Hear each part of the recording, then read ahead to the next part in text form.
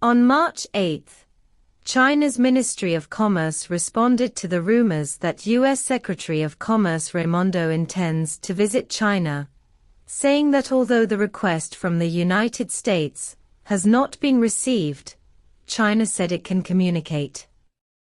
Judging from the current situation of Sino-US relations, it cannot be said that it has fallen to the bottom, but it is also on the edge of a cliff.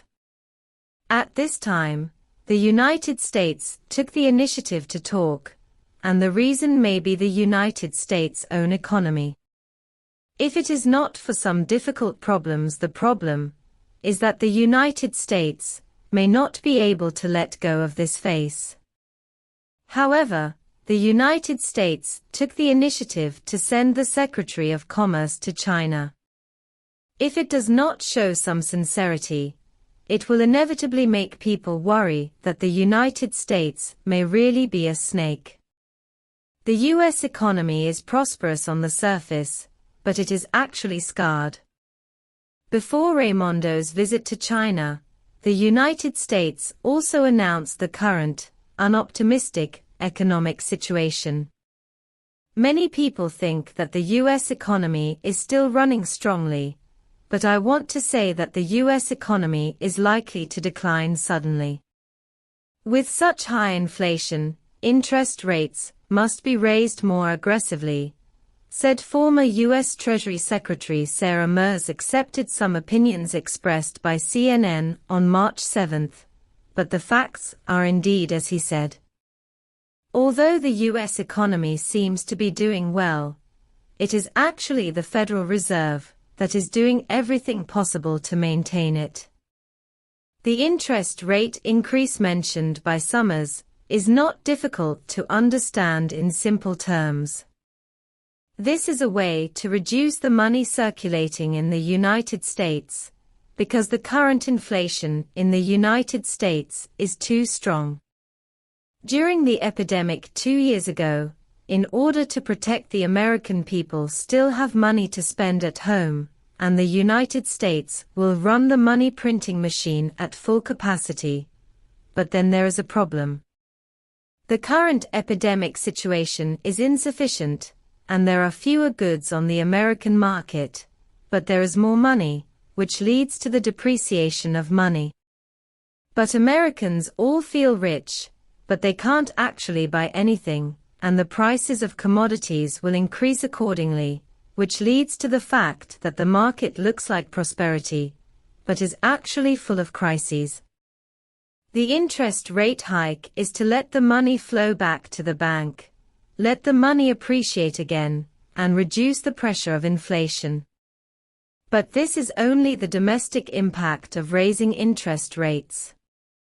The US dollar has a huge influence in the world, and raising interest rates will also have an impact on the economies of other countries. The United States harvests the world, but itself is also in crisis. If you want to understand the impact of raising interest rates on other countries in the world, you can start with cutting interest rates. Cutting interest rates is the opposite of raising interest rates. Simply put, cutting interest rates means taking dollars out of banks, so that there will be money in the market. The money is invested in other countries, such as building factories and investing in real estate. But don't look at the United States, so kindly investing in other countries. In fact, the risk is extremely high, because the United States can harvest the interest of the world by cutting interest rates first, and then raising interest rates at any time. In the 1980s, Mexico, Argentina, and Brazil relied on commodity exports. Originally, the economy was very good, but once the Fed raised interest rates, the United States withdrew its capital, and commodity prices plummeted.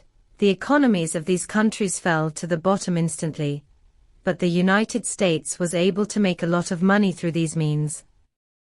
But as the saying goes, no matter how good your skills are, you are afraid of flashing your waist. The United States has made too much quick money through the financial industry in recent years. It has forgotten how it rose rapidly after World War II. In the 1950s, the United States-China's manufacturing industry is one of the best in the world, but with the development of the financial industry, the center of gravity of the United States has deviated. The manufacturing industry once accounted for 40% of the total income of the United States, but now it only accounts for less than 10%. It is obviously unreliable for the financial industry to maintain the economy. It is an act of eating its own money, and sooner or later it will pay the price. In order to maintain the domestic economy, the United States also has a high debt wall. The debt of the United States has reached the red line of $31.4 trillion.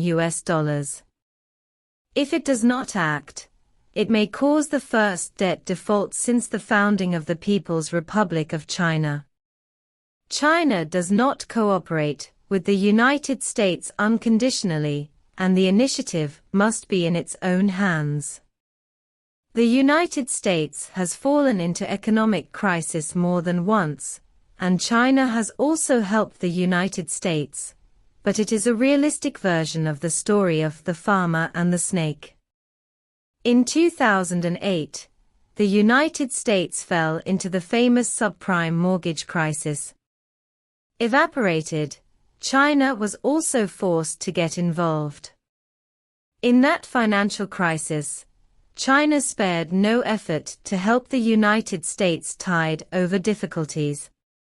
It not only actively adjusted the exchange rate of RMB against the US dollar, but even purchased a large amount of US debt, which increased from more than $470 billion at the beginning of 2008 to more than $740 billion at the beginning of 2009.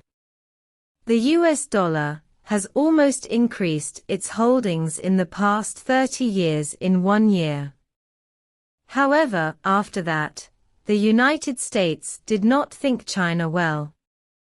From the Obama administration's targeting of China on the South China Sea issue, to the Trump administration's targeting of Chinese high-tech companies, the epidemic caused groundless accusations against China, and the trade war.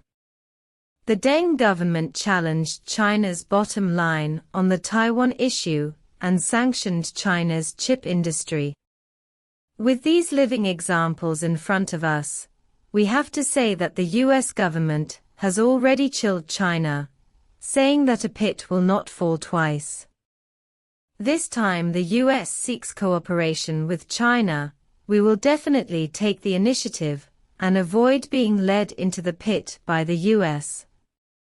From an objective point of view, Raimondo, as the Secretary of Commerce of the United States, has her own obligation to adjust the American economy.